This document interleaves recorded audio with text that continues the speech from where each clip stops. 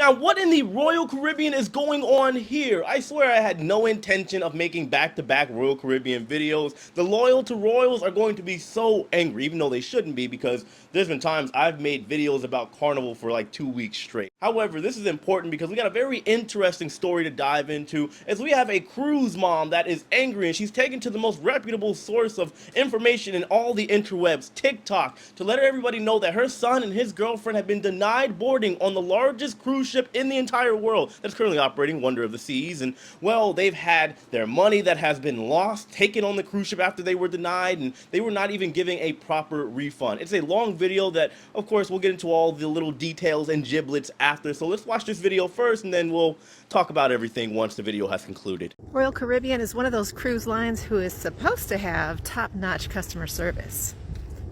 Not this week. They failed 4 young passengers terribly.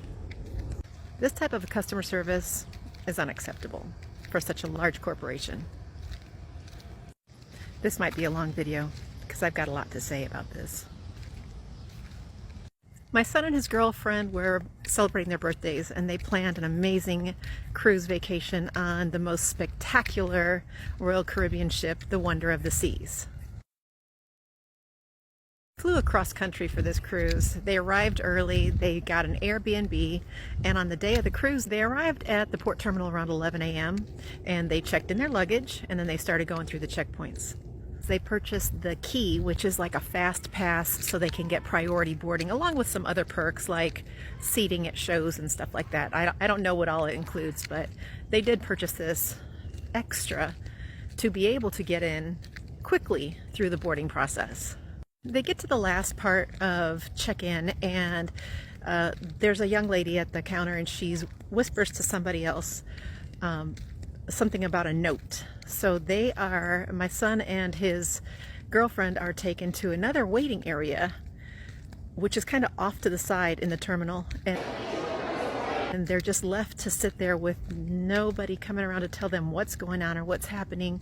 After an hour and a half to 2 hours of waiting, they're approached by a young lady, and she has an orange note in her hand. It has the 800 number for Royal Caribbean along with their booking on it. She says she doesn't know what's going on, but they need to contact their travel agent. So they do. They're on their phone with the travel agent for some time, and she said there must have been a system glitch, and she is contacting Royal Caribbean corporate directly to get it resolved.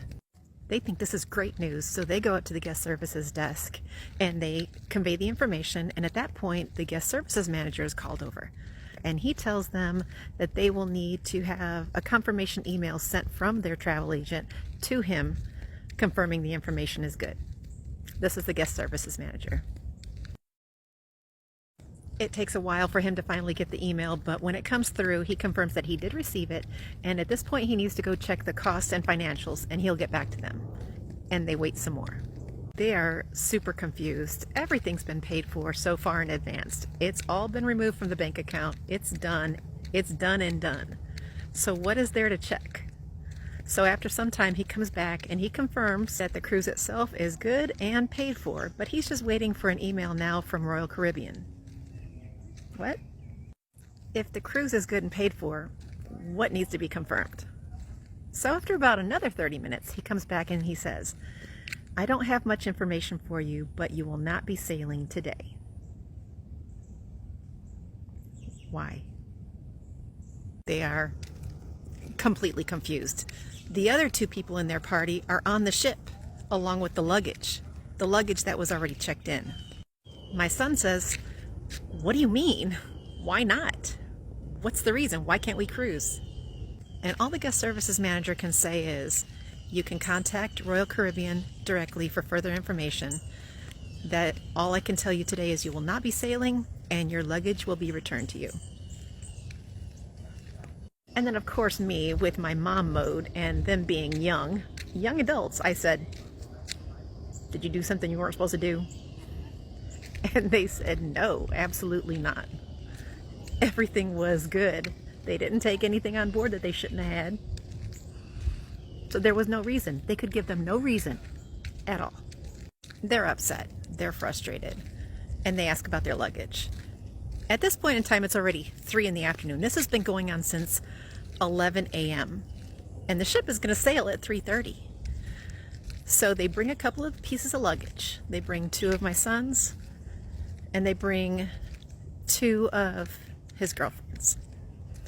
But one of her pieces of luggage has not been returned yet. They said they're looking for it. It's still in the terminal.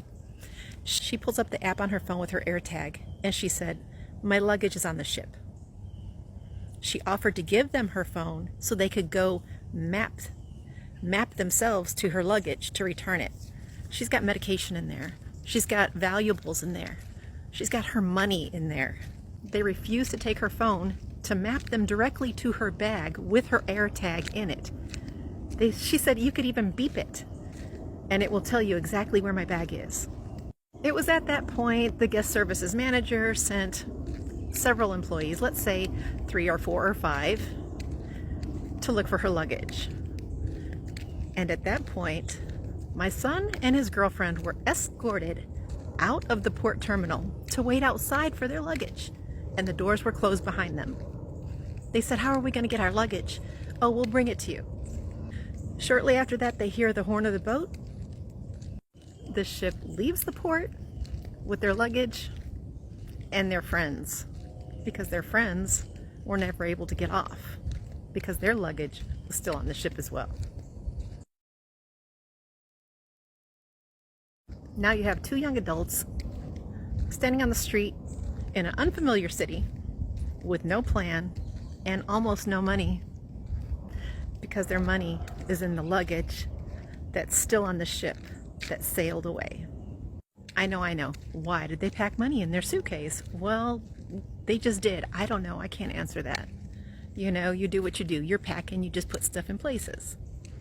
You don't plan to get to a cruise port terminal for a cruise that you are booked on, you have your boarding passes, everything's paid, to be turned away. And you have all your documentations, you have your passports, birth certificates, IDs, everything is good. There is no reason to be worried, right? And we like to cruise. We've cruised a bunch. They've cruised a bunch. Not on Royal Caribbean, on another line. Never have had any issues, never an issue at all. And my son just called me and said Royal Caribbean refunded them $250 out of their $4,100 for their room, claiming they were a no-show for their cruise. What? What do you mean no-show? We were there. So they were given an orange piece of paper with an 800 number for Royal Caribbean and their booking number. And they were told to call this number to find out why they couldn't sail. And when they do call, they have no reason. They have no answer for them. And then they say they can only refund them $250. Because they were a no-show. Let's not talk about the thousands of dollars that were spent on airfare and Ubers and food prior to getting to the terminal. They got an Airbnb. They got in early. They arrived to Orlando in advance to be on time for this sailing. So they have tons of money tied up in this trip. Royal Caribbean ruined their birthday trip experience. Completely ruined it. And they want to give them back $250? What kind of shenanigans is that? I was very surprised at how the 2 of them did not get nuts. They were very respectful. All they were asking for was updates. Can we have an update? Can we find out why? What's going on now? And they were not treated with the same kind of respect. From being at the port with the guest services manager to being given an orange piece of paper with the 800 number, from being locked outside the port terminal. And then when they finally do get home and they contact somebody, they're told that they can only have $250 back out of their $4,100 that they booked for their balcony room because they were a no-show. Yet the 2 passengers that are still on the ship went by that room and another couple came out of it. So I'm wondering, did Royal Caribbean overbook? And they just decided because my son and his girlfriend were young, they could just, you know, boot them out of their room and give them some nonsense explanation? It wasn't even an explanation. So I guess I'll have to make a call to Royal Caribbean corporate office and see what we can get resolved. So obviously there is a lot to unpack here. However, I will state the obvious right out of the gate. They should have chose Carnival. Nothing like this would have ever happened if they had just booked with Carnival Cruise Line. I think we all know that. No, I'm just kidding. However, I will say that take this story here with a grain of salt until some receipts, by that I mean some literal proof that all this actually happened, is actually put out there. Just kind of take what you want from this, because until something has been legitimately proven to be true, it is all kind of just like, well, he said, she said in this type of situation. But nevertheless, it's still interesting to talk about. To be clear here, I'm not saying that it's all a lie and nobody actually got left. It is unfortunate this couple did unfortunately not have the opportunity to take their cruise. But there is always more to a story. It could be a situation where there was an expired passport, for example, or maybe, not accusing anybody of anything, somebody might have some warrants out there or some legality issue in which they cannot go on the cruise. The mom is only knowing what she was told by her son, so naturally she's going to believe him. However, it is kind of strange to me that this couple was able to call their travel agent, and then their travel agent called the Royal Caribbean headquarters, and from there they're saying that they can't explain what's happening, but they're not going to allow them to cruise. To me, that is just a little curious. The bag situation is messed up, really, no matter how you slice it. If somebody has been denied boarding the ship, and even the person that is claiming the bag and owns it says they have an air tag and they want to retrieve their bag, and then they proceed to be lied to, and then they close the door and honk the horn and sail off into the sunset, that is absolutely messed up on Royal Caribbean's end, if that's how it went down. Because a situation like that, where let's say they have their money and IDs or what have you, obviously I would say when it comes to the money, it's a mistake that I've made over in my younger years, where I had like one credit card or just all of my money in cash in like a bag somewhere. Don't do that. Have at least a couple $100 if you can, or a little bit of money on a let's say a credit card. Have some credit funds available, have some cash funds available, of course, and well, just try to diversify where you have your monies at. I think, to me, that's just the smartest option. However, they say in a situation like this where you didn't expect to be denied boarding, hindsight is obviously going to be 2020. Of course, we can't leave out a very big element, and that is, of course, the refund policy that took place here, as well as the potential and alleged overbooking that has taken place. And well, I do believe there is some merit to that allegation, as it's happened on multiple occasions this year along, with that specific ship being Wonder of the Seas. The mom is claiming that her son and his girlfriend paid $4,100, so just over $4,000 for the cruise, and when it came down to the refund, they only got $250 back, and that was it. Once again, there's got to be some kind of rhyme or reason as to why Royal Caribbean is acting this way.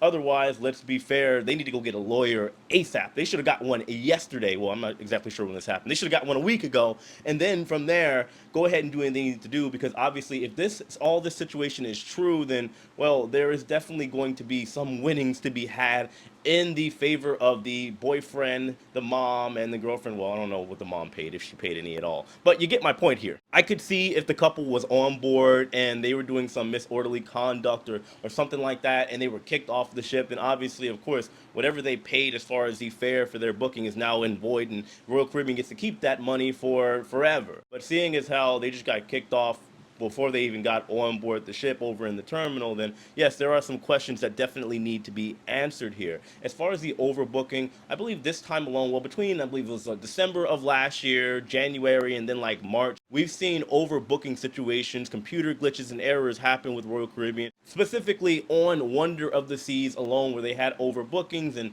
they had passengers that paid for the cruise and went over to the terminal, and unfortunately, either right before they got there or when they arrived there, they were essentially given an ultimatum in which they were told that, hey, well, we don't have that room that you paid for, so we can give you a refund and future cruise credit and all these other little giblets. And either way, I'm sure even if the people were able to get refunds out of that situation, it's not good to know know that you booked and planned and paid for your flights and everything else in between for your vacation of a lifetime, only to find out that the ship has been overbooked or you've been denied boarding. It's never good. At this point in time, I am waiting very, very impatiently for an update. I want to know what the conclusion was to this situation and what actually took place as far as why Royal Caribbean denied this couple boarding and didn't even give them a full refund at that, as well as keep their personal belongings on board. Apparently they had 4 bags total, they got 3 back, and that's what caused this whole little conundrum that also continued with the other problem that they were already having. So once there is an update, if you guys want it, depending on the views of this video, and of course you guys are commenting and all that, I will make a part 2 if there is one. By the way, I also want to say to all you loyal to Royals, don't get mad. I am on your side here, I promise. However, I do believe that Royal Caribbean, they have made some mistakes this year, but overall, considering what they have done and what they are doing with Icon coming out next year, monster of a ship, and Utopia, and the fact that they're bringing in all these people, I do believe that Royal Caribbean is by far, on paper, the best cruise line out there. They are the best well-oiled machine as a whole. However, you could expect with a company of that magnitude, there are going to be some slip-ups every now and then. It is what it is. However, that doesn't mean you can just kind of brush it off and act like nothing happened, let alone take people's money if that is what's going on. But of course, guys, let me know your thoughts on this in the comment section below. Hit that like button on your way out. Subscribe if you haven't already. And know, as usual, I love each and every one of you. I'll see you later. Take it easy.